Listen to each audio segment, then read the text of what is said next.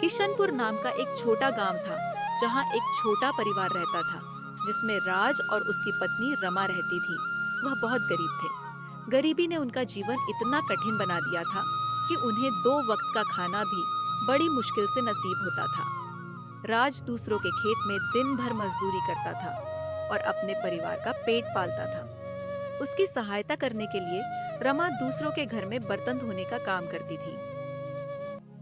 माफ करना रमा, मेरी वजह से तुम्हें बहुत तकलीफ होती है। मैंने तुम्हें कभी सुख ही नहीं दिया है। मैं तो तुम्हें और गरीबी में लेकर जा रहा हूँ। नहीं जी, मैं आपके साथ बहुत सुखी हूँ और हम कोशिश तो कर रहे हैं ना। भगवान एक दिन हमारी भी सुनेगा, हमारे भी अच्छे दिन आएंगे। हमें कोशिश करते रहनी चाहिए। ऐसे हार मान के काम नहीं चलेगा ना। भगवान का लाख लाख शुक्र है कि मुझे ऐसी पत्नी मिली है। नहीं तो कोई और होती तो अब तक तो मुझे छोड़कर चली गई होती। अभी सर्दियों का मौसम भी पास आ रहा था और उनकी मुश्किलें और भी बढ़ रही थी। उनके पास ठंड से बचने के लिए कंबल भी नहीं था। इसीलिए रमा राज को ठंड से बचने के लिए कंबल लाने के लिए कहती है। ए जी, सुनते हो? आज आते आते हमारे लिए नया कंबल लेते आना, नहीं तो हमें ठंड में सोना पड़ेगा। आजकल ठंड भी बहुत ज्यादा पड़ने लगी है। कल ही मुझे बहुत ठंड लग रही थी, आपको भी लगी होगी। इसलिए कंबल लेते आना, भूलना मत। ठीक है, मैं आते आते कंबल लेकर आऊंगा। सेठ से मजदूरी लेकर कंबल लेते आऊंगा। इतना कहकर वह खेत के लिए निकल जाता है। वह दिन भर बड़ी मेहनत और लगन से काम करता है। उसे काम करते करते शाम हो जाती है और वह बहुत थक भी जाता है। काम खत्म होते ही वह खुशी से अपने सेठ से मजदूरी लेने जाता है।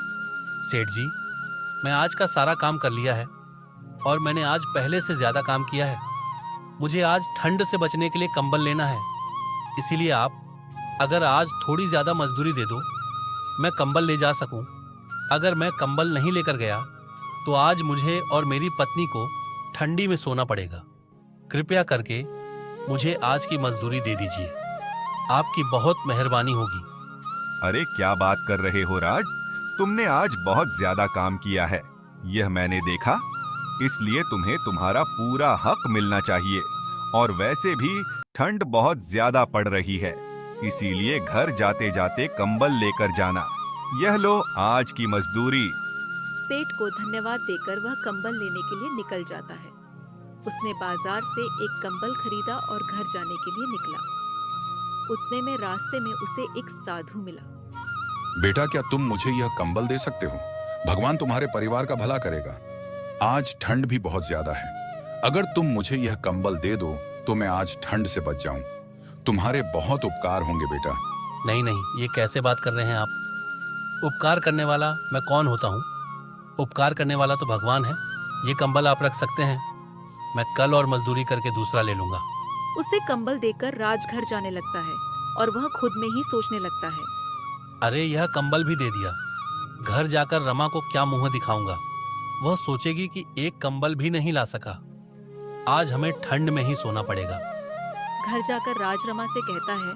माफ करना रमा, मैं आज कंबल नहीं ला सका। वह रास्ते में एक जरूरतमंद को वह कंबल की जरूरत थी तो उसे दे दिया। माफ करना मुझे।